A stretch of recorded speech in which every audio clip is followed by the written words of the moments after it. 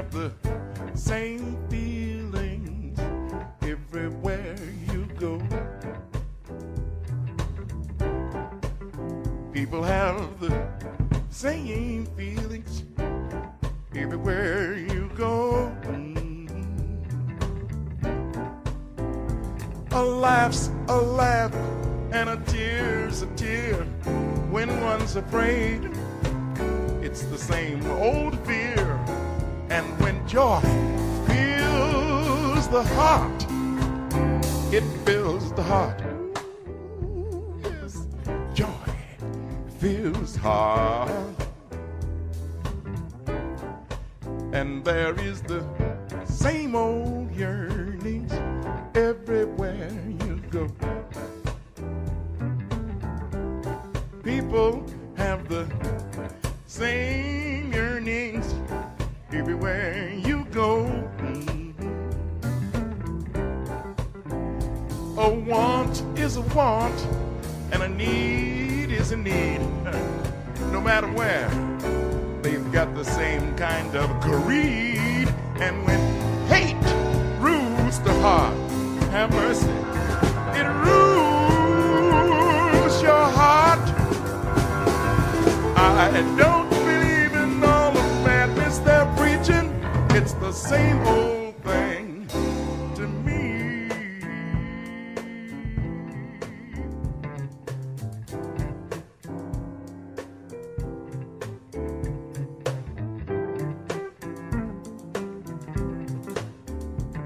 Legendary jazz blues singer Joe Williams with the same old song. It's from his 1987 album, Joe Williams, Every Night Live at Vine Street. He died in 1999 at the age of 80, but a legend in the world of jazz and music and blues, especially too. This is Leid Stories. I'm Utrice Leid, and guess what? This is our final edition of Free Your Mind Friday for the year 2018. And I'm looking forward to hearing what you're thinking today. And let's see how it goes. 888-874-4888.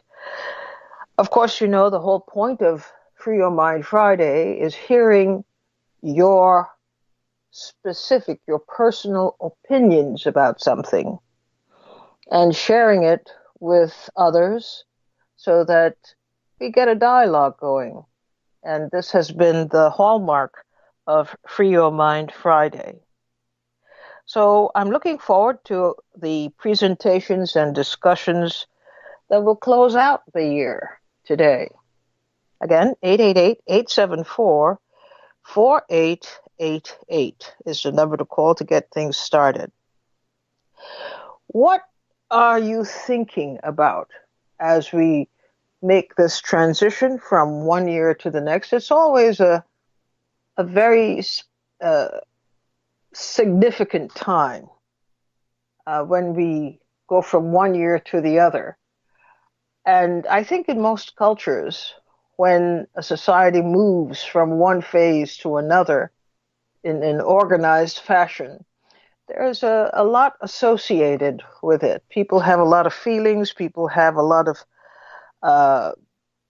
festivities that they have to mark this transition. It's a very significant time. For us, on Free Your Mind Friday, it is about kind of tuning in to where we are. We do that from week to week, every Friday.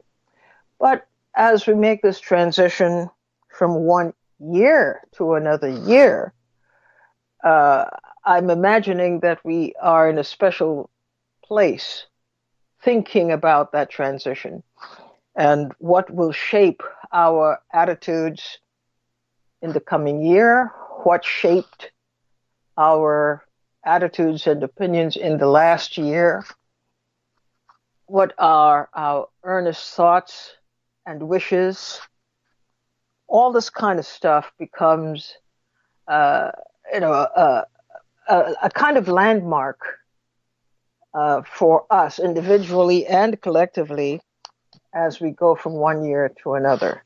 So, how is it expressing itself with you?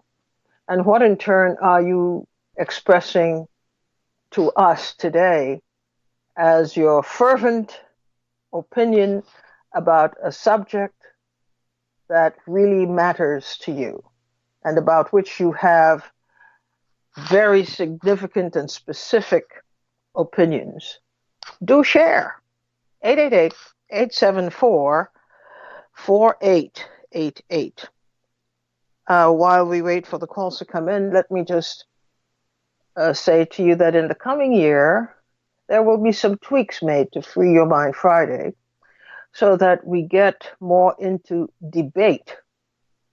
People chiming in at the same time, taking perhaps even opposite sides of a position or an issue, and kind of fleshing it out before our very ears.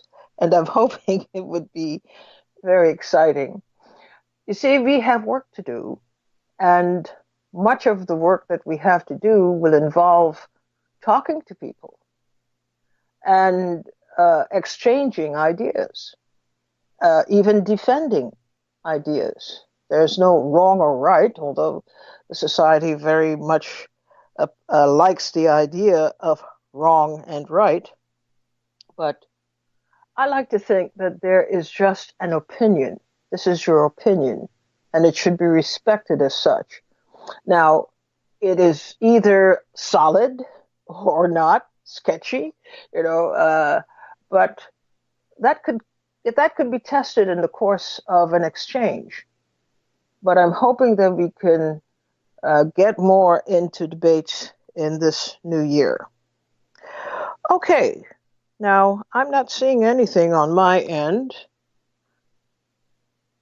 so I don't know whether there's anyone there or not. Is there someone there that I don't see? Okay. Oh, okay. So we haven't gotten any callers yet. And that is also very interesting.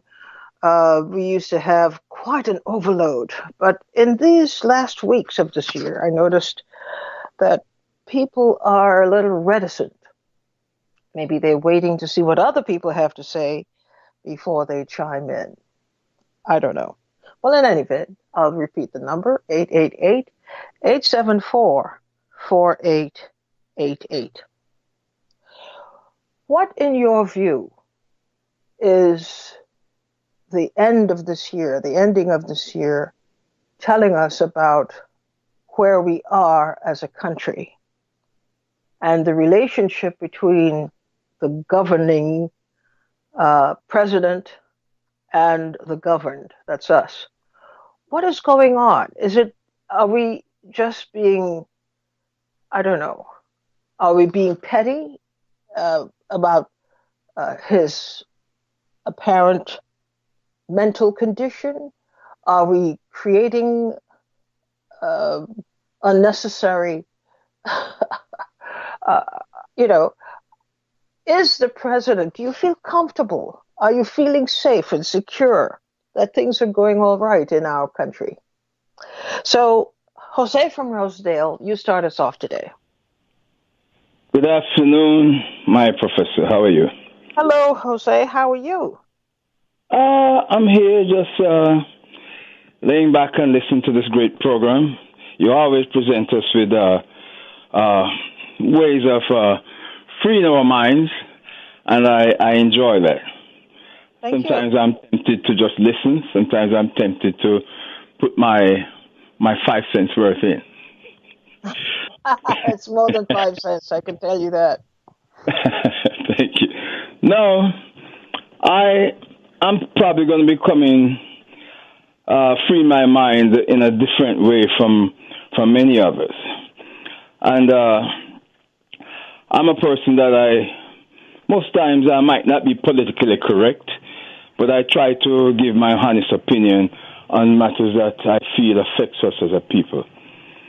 And so I recently went to a forum at one of our most prestigious universities in this city and in this country, probably the world too, and one of the biggest gentrifiers in Manhattan. So anyway, there are a number of panelists, and there was one of the panelists that tried in her presentation to equate the civil rights movements of Africans, not only in America but throughout the world, and the gay movement. She was saying that many of the ways and the things that they use to achieve what they have achieved so far was an example of the civil rights movements. And I don't know for anyone else, but for me, I was highly offended. And so I got up, went to the microphone, and I told her that she really need to apologize to, if not to our people, but to me, for that statement. I explained to her the reason why I felt that way. I said to her, I asked her how dare her to equate that courageous and gallant struggle that Africans, not only in this country but in this world, ever since we have been conquered by the conquerors, and we have been subjugated to what I consider the mother of all Holocaust, the African Holocaust. We have been put through all manner of degradation, and simply because we are fighting for our freedom, for our rights to be considered and to be acknowledged as human beings. I ask her how dare her to equate your movement, where you're fighting for a sexual lifestyle. This is my humble opinion now. I say you're fighting for a sexual lifestyle as opposed to us fighting for our freedom. I said to her, as a matter of fact, back in the days of the enslavement of our people in this country, I said, I will bet you that it wasn't only straight white folks that enslaved our people. I'm sure there were homosexual white people in the group. I'm sure there were all manner of perverts and sickos that had enslaved our people. And so I said, I demand an apology from you because I don't agree with what you're saying. And so we had a back and forth and so forth, but eventually she said, well, their group will have to, re-examine their position and that, and they have to think it over and so forth. And so I want to find out if I am the only African who felt offended by having that analogy made, that equation made to our struggle for our life, for our freedom that we are still struggling for today. We have not reached that goal of freedom and full respect as human beings in this country and in this world. And I just want to know from your listeners if they felt that she was right in her analysis. Well, like I said, it's not a matter of people being right or wrong. She offered an analysis. She was either, in your view, she was way off base. In her view, she would say she was right on point. The point being, from her perspective, she's discussing a struggle that has come into its fullness in recent years as gay people struggle for equal rights under the law. It is a legitimate struggle.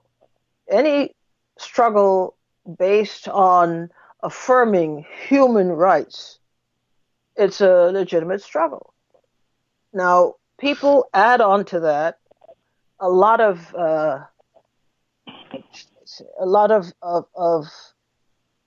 judgment as to whether gay people are sinners, which we get from the right-wing religious community. They are sinners. Some people go so far as to say they ought to be put to death. They ought to be eradicated from society. And some people call it a lifestyle, whereas many gays call it a life. This is their life. We still don't know what makes a person gay. We still don't know. Some people say it's their environment. Some people say it's their personal inclination. Some people say it is the effect of objectionable social conditioning that people end up with that. Some people just say, it's just a nasty way of living, a debauchery that has been with us for a long time. But whatever your view.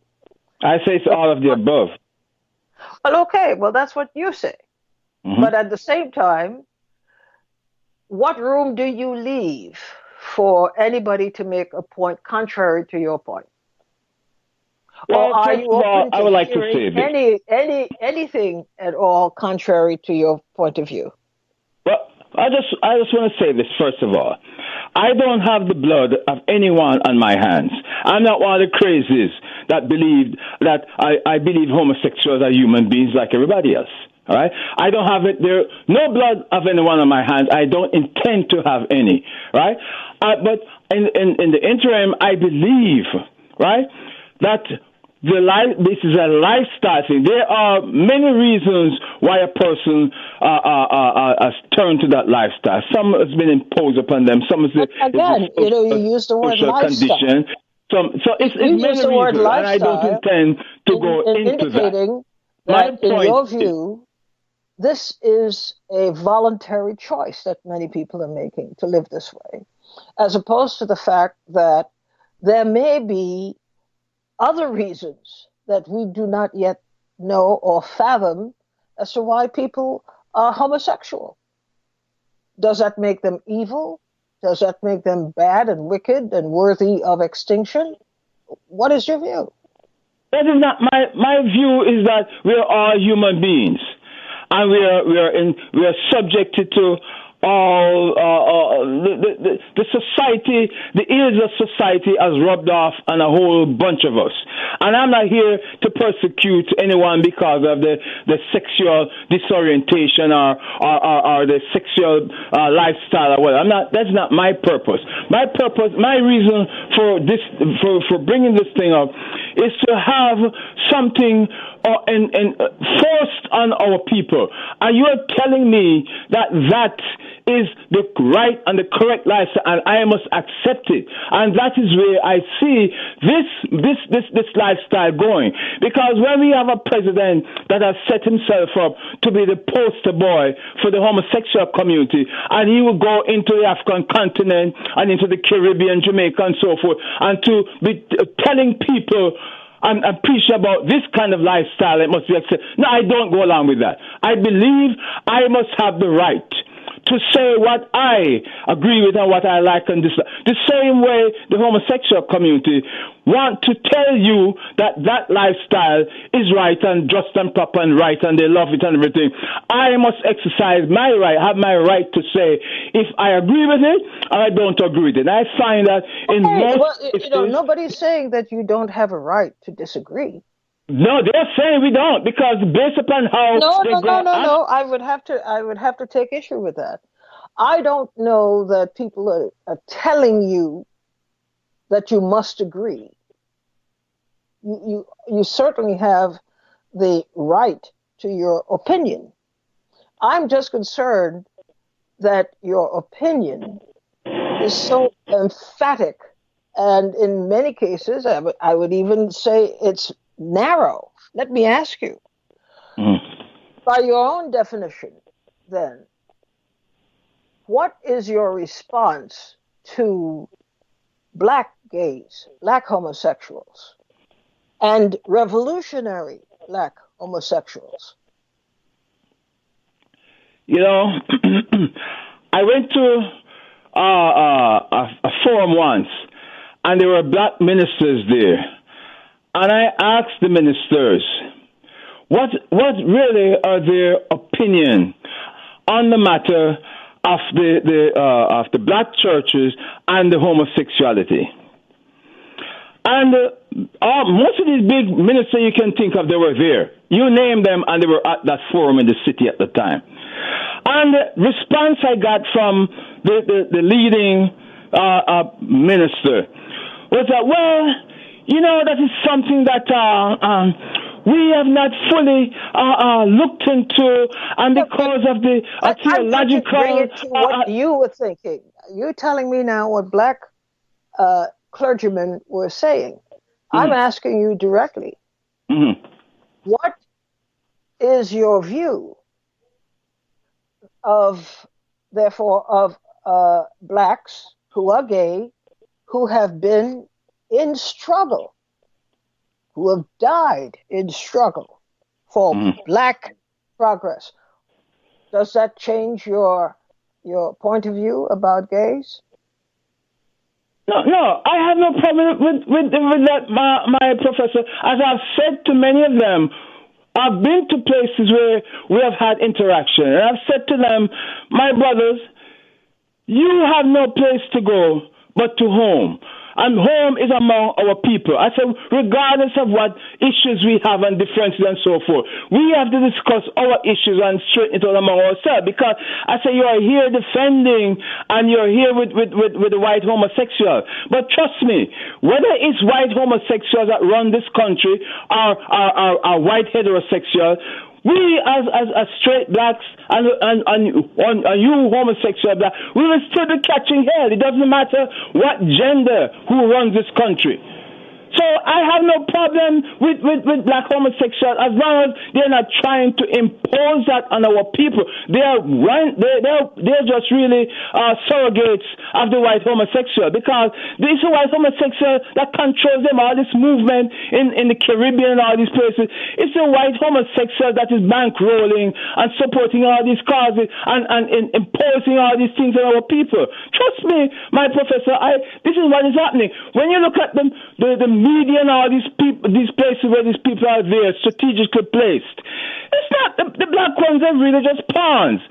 In everything we do in this country, when the movement has begun, if it is begun by black folks, it's usually co-opted down the road by whites. And we really we put ourselves in a subservient position. And that is the role we seem to be playing throughout history. So I'm not out there to go after. I'm not hunting down folks because of their lifestyle or what our gender. I'm not into that. I don't give 12 rights to you. It's not a lifestyle. Let's at least agree that it's not a lifestyle. To some it is. This is an integral part of their lives. It's not a lifestyle. And when we say that, we give ourselves permission to miscast the issue. People are gay. They give themselves the position to do and to say what they believe is in their interest. And I feel that I have the right to do what I believe is in my interest, also in our interest. When I'm an island man. I'm an island man, right?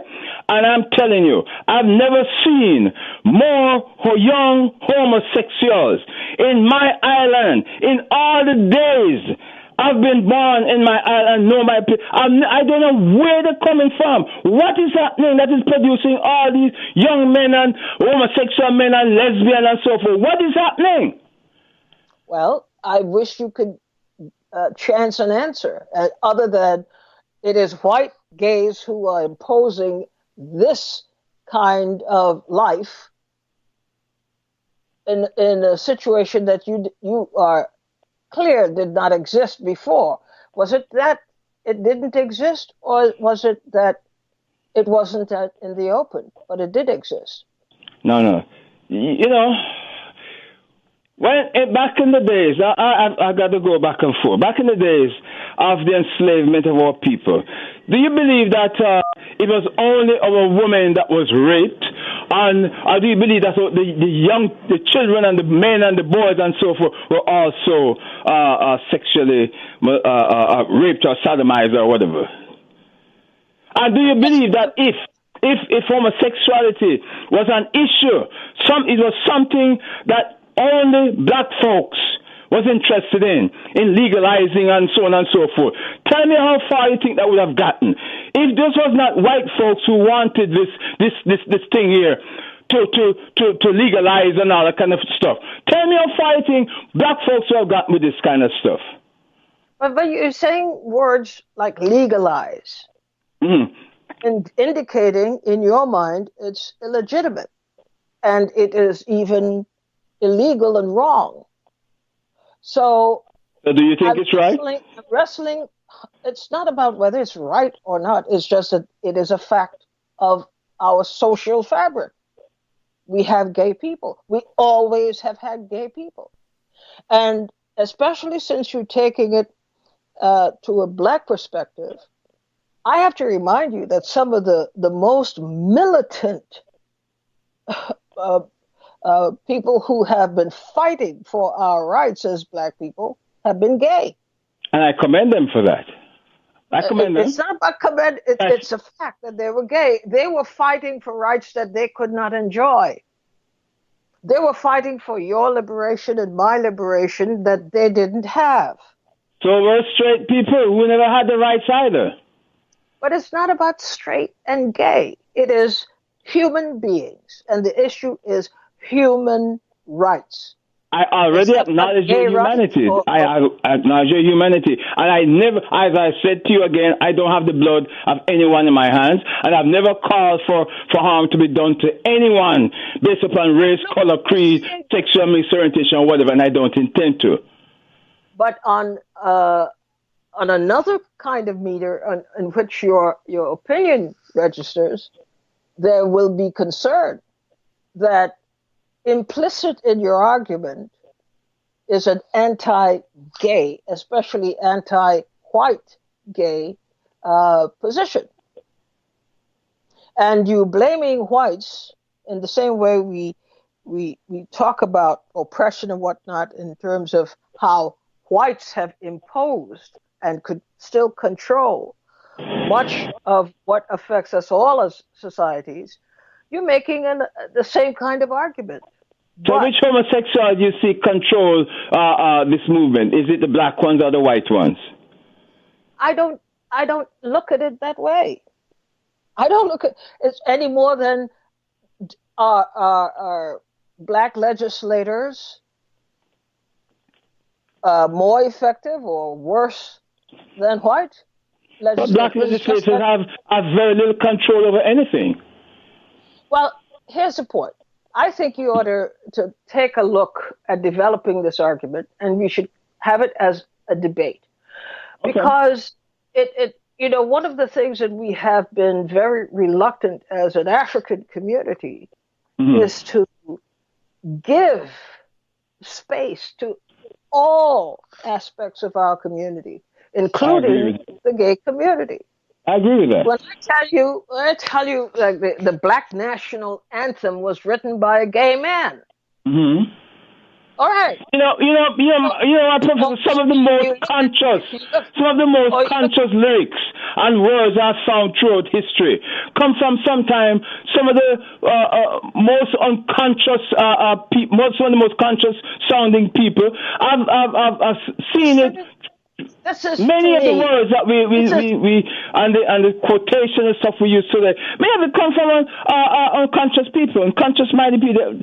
So I'm saying to you that the argument, we have to raise the level of argument because we are still arguing at an elemental level that you could stick right back in the 1950s and 60s. What have you personally done to advance your view? What have you looked into? What areas have you examined that might mitigate your opinion?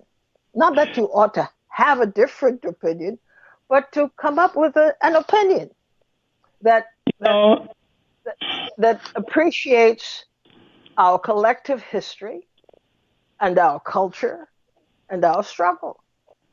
I am not here. We cannot fall into this. We cannot fall into the trap of finding ways in which we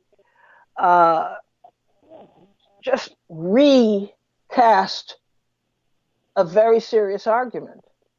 Is the argument then that you're okay with black gays, but you're not okay with white gays? I'm not Is the saying argument that you are very uncomfortable with homosexuality, and it's the social influence that it is appearing to have in areas where you were not used to seeing that influence, and it bothers you?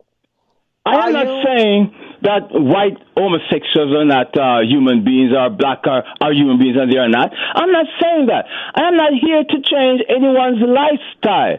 The point I'm saying is that we must have the right. Keep saying lifestyle as if they could, they wear it on Monday, but they put it down on Tuesday and pick it back up on Wednesday. It's not a lifestyle. That's one radical change that you can make to get you to see the issue in proper perspective. It is not a lifestyle. It's a life. Any more than somebody can tell you that being black is a lifestyle. It's not a lifestyle. This is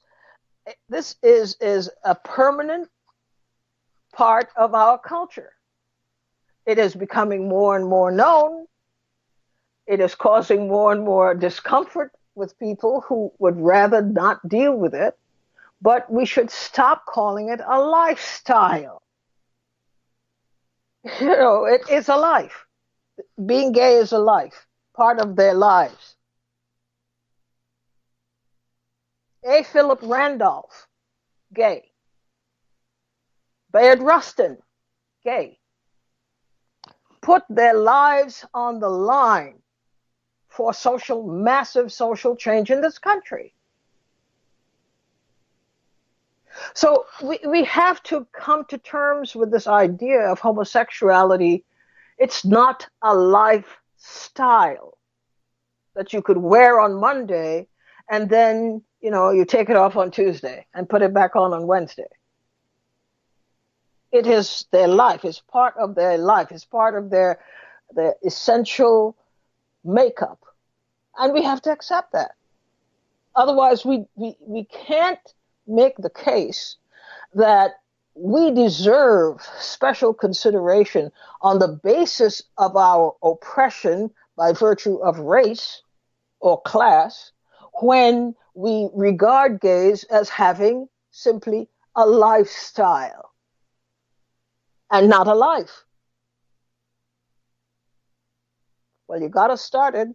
I see lots of people calling in. You may have to move out of town, and I will be right there with you. Thanks a lot for getting us started today, Jose. Deborah from Harlem, you're on the air. It's the boy. I want to start with Ujima. We're in the third day of Kwanzaa, to build and maintain our community together and to make our sisters and brothers' problems our problems and to solve them together. How are you, Utrice? So happy to speak with you. Thank you. How are you? I'm wonderful. I was in your journalism class in Gaffey, I guess more than 30 years ago when you taught a class there for college students looking into journalism. But I wanted to continue and clarify what I think Jose was saying. When you have, well, you know how you hear that. Okay. When you have a subjugated and oppressed people, one of the things that happens is the destruction of manhood. And I represented years and years ago political prisoners, in the United States that were a part of the Black Liberation Army, the Republic of the Provisional Government of New Africa, we had a whole understanding. And I think what he's speaking of with the homosexuality encompassing the Pan-African diaspora at home and abroad is the brokenness, the conquering of Black manhood. And we find it very, very hard to think that it's just an individual movement when here in New York, a battle to get Black history was won in the curriculum. Yet there is still no Black history curriculum. Yet in every educational level, there is information about homosexuality. And we have a judgment that was never embraced. So I'm expanding his argument for the liberation of Black people in terms of a broader sociological understanding of aspartame, which a Black scientist told us about, microwave ovens, where your body no longer can differentiate what you have consumed. But you know what? Hold a second. Wait a minute. The leading into No, wait a minute. What I'm saying is that your presentation is very scattered. So I don't know what your central point is. And I wish you could, if you can hone in on your central point and follow through on that point rather than take us all over the place. The central point is we charge genocide, which even Paul Robeson defines. And we are saying that Black manhood is in danger. It's in danger through the schools where my grandson has to come home and say, "Grandma, I'm a boy," because someone is trying to convince him that he is not a boy. And our argument is, if we won the right for African history to be in the public schools ordered by a judge, that it could not be individual homosexuals that this movement is just encompassing. It's a government move. Why? Where we can prove it, there is literature in every level of academics. But you see, you're not proving a point. And I still don't know what your point is. A little bit of everything, and we end up with nothing in particular.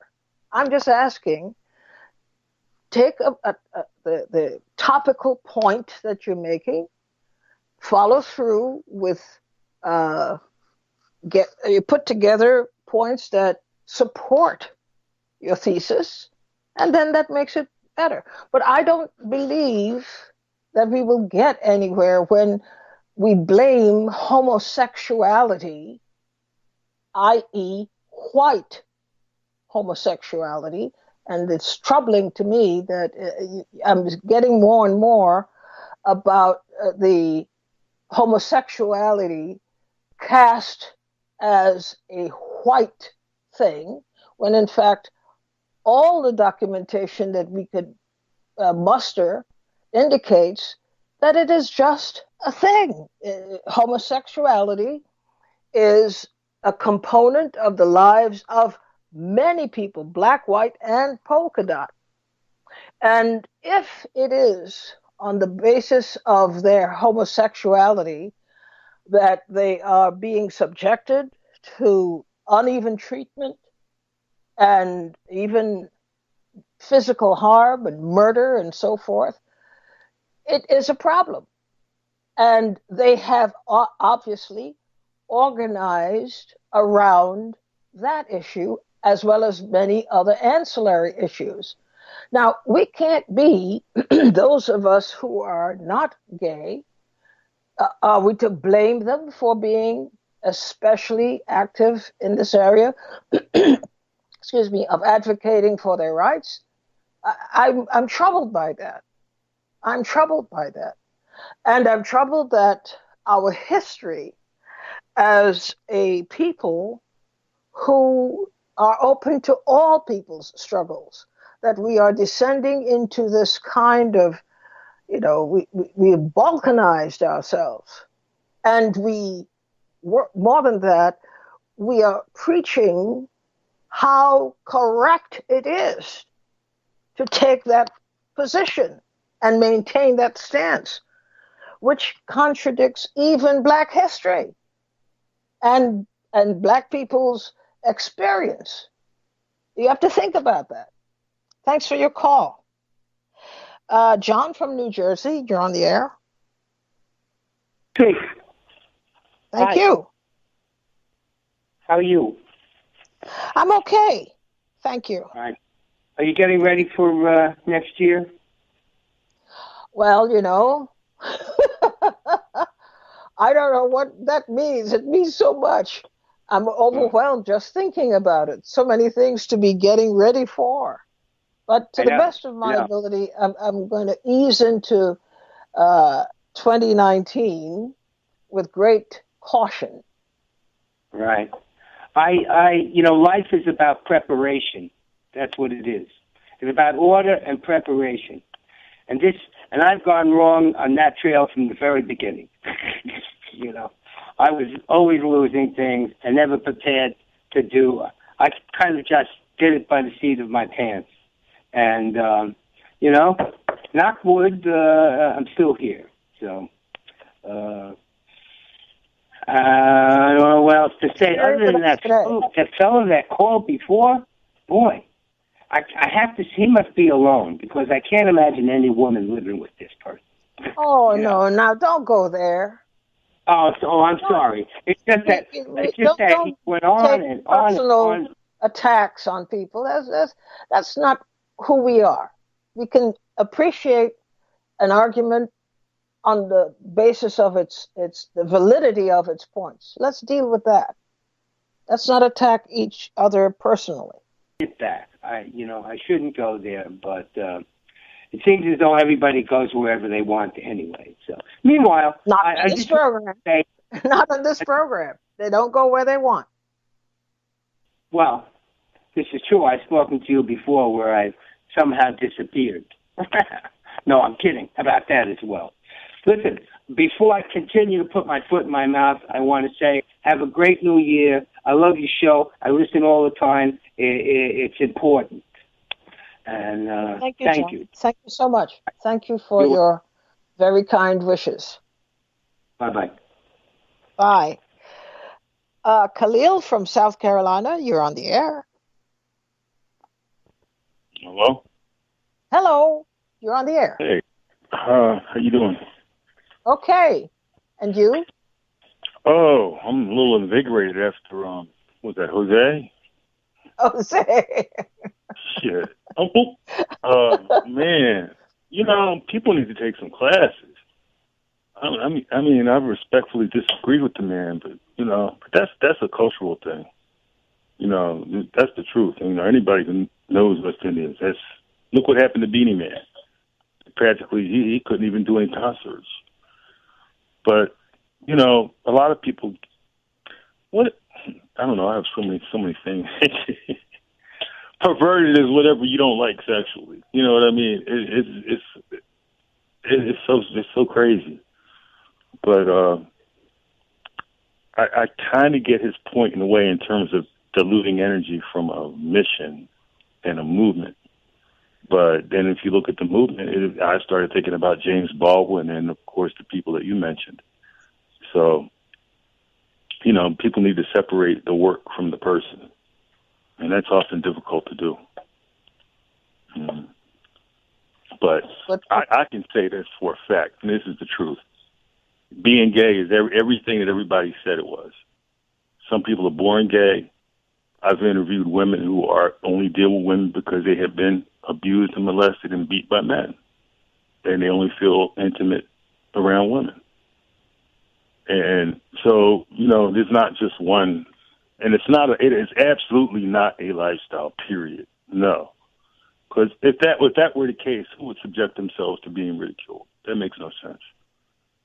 That would make no. Is that logical?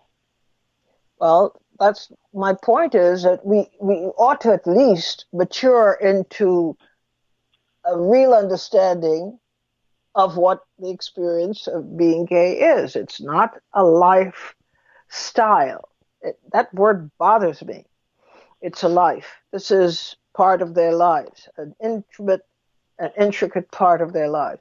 So, as we, others who are not gay, others who are as what the Native Americans would call two worlds of bisexuality, their interpretation of it is entirely different. Entirely different. And the more you talk with people, the more you learn. There are folks, who I know who say, well, I had a gay experience. Does that mean they're gay? Because they had a gay experience sometime in their lifetime. They are married with children, and they never did it. They never did it again. Or it's just so. And then some people say their sexuality is going to continue. And to most heterosexual people, including myself, it used to make me feel a little bit uncomfortable. But it's like anything else. You just have to be around people and read and be open-minded. And look, any time you start to label people, you could put in black. Well, I don't like the blacks because they, they molest children. Just insert. It is true. It is true. But you did. And I'm not trying to. I thank you. This is why you do what you do. You're such a gracious host. And to say we have to stay away from these ad hominem attacks, of course, because that doesn't help. No, it doesn't. So So how are you feeling?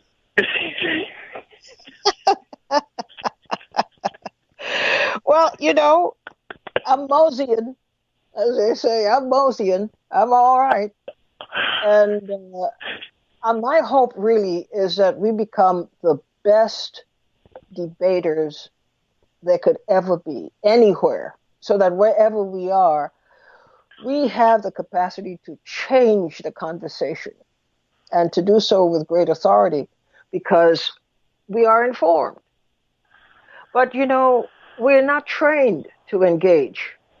And that is why I say it is not important, really, whether you agree or disagree. Get into the discipline of expressing an idea and how you craft your presentation. So it doesn't come loaded with all these other things that we first have to clear out of the way in order to get to the essence of what it is you're saying. But we'll sally forth and we'll come through. We'll do just fine. This is a great group. You really, I see. That's why you are a teacher. That is why you are a teacher. There's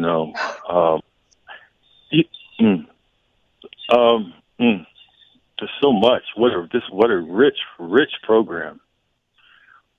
So Thank you so much. I want to make. This is the last. Yes, this is the last time before the new year for the show. Yes. So I just want to mention again, since your theme, it seems like for the past year and a half, maybe 2 years, has been survival. I want to mention again the philosophy of the party of self-defense. And of course, I left out the first word because that just dilutes the power. But that might be a good way to start. It may be a small way to start with some people, depending on where they live, is when you go to get healthy food, carpool. Take someone with you. Some people just don't know about what foods to buy that are healthy and what foods to grow and to get people to grow a garden and eat good foods, because by the end of this administration in the United States and maybe other parts of the world, we're going to be in dire straits. It could be. We could very well be. And it doesn't hurt to know how to grow some food. It really doesn't. In fact, it's getting easier and easier. I mean, even if you just grow it on your windowsill or on your patio or on a little sliver of land on the side of your house, we have to really reconnect with the earth again and in a conscious way develop a healthy respect for our bodies and preserving our health for as long as we possibly can. Thanks so much for calling in today. I really appreciate it. Thank you. Okay, we have Lincoln from Mount Vernon. You're on the air, Lincoln. Hey, how are you, Idris? Okay.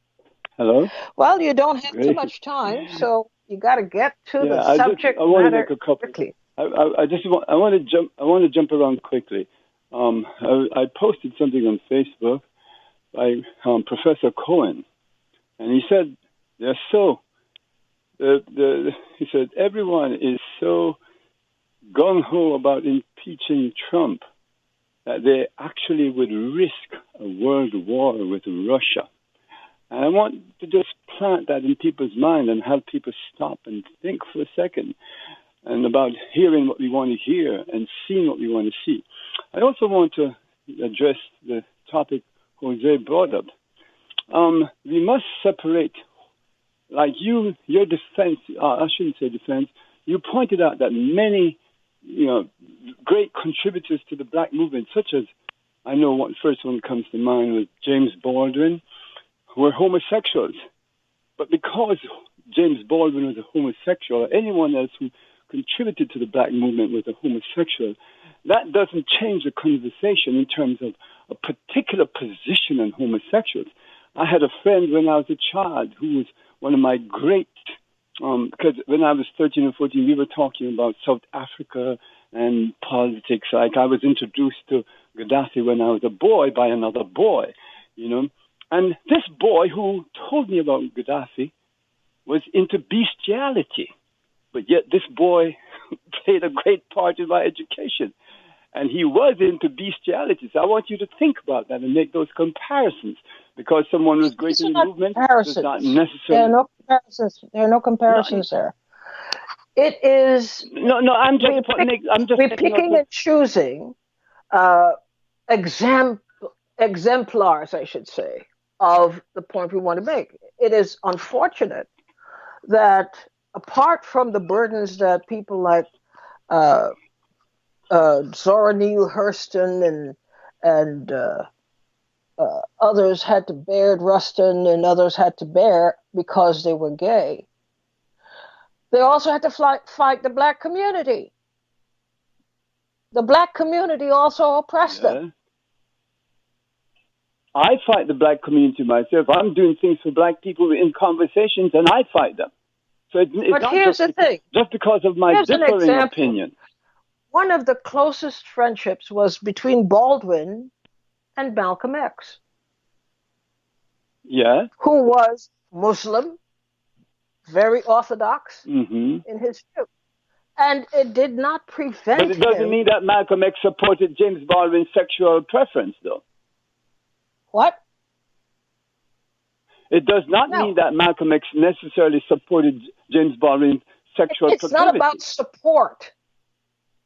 Nobody has to support you in your sexual preference. Since when is it that we gauge in terms of support? I'm making the point that here is an Orthodox Muslim. You couldn't get more black nationalist than Malcolm X in his heyday. And he was a very close friend of James Baldwin. Why? Because there's nothing wrong with that. Yes, but at the same time, there was an overwhelming sentiment about whether Bayard Rustin should be involved in labor leadership, or A. Philip Randolph, who introduced so many black workers into the railroad system. We're crazy. We're adopting if you heard what I said, though, ostracism. That's why I said those are two different topics. Yeah, but Hello? I'm saying across the board, let us not fall into the trap, because it can be fatal to our progress. If we start talking about gays and we don't even understand what it is, we don't know what it is. Clinically, we have no idea of what being gay means, any more than we understand proclivity to smoking. So I have done great investigation on the here. We have to grow up and see the ways in which we ourselves participated in our own exploitation and promoted it. The black church is just an example. Rabid anti-homosexual things are going on in black churches on a Sunday. Half the damn choir is gay. The pastor is probably on the down low. And yet we get this torrent of hatred every Sunday, and it is acceptable. No, we have to condemn that. We have to condemn that. So we have a lot in our own history to illustrate the downsides of when people buy into white supremacist thinking, even about homosexuality. We have to reject it. Plain and simple. That brings us to the end of our program today. Thank you very much, those of you who have called, and thank you all who tuned in to listen today. We're moving forward, and we have to push ourselves. We do. It is the only way that we will grow, and it is the only way that we can take our place and our turn as leaders in our community, as agents of change in our community. We cannot presume to take on those responsibilities when we are so closed and we refuse to see, a situation for what it is, without making it attached to people as a kind of mark against them. We've been through that for too long. So the weekend is here. Have yourselves a great weekend. Surround yourselves with well-meaning people who elevate you. And we'll see each other Monday. Bye-bye. And there is the same old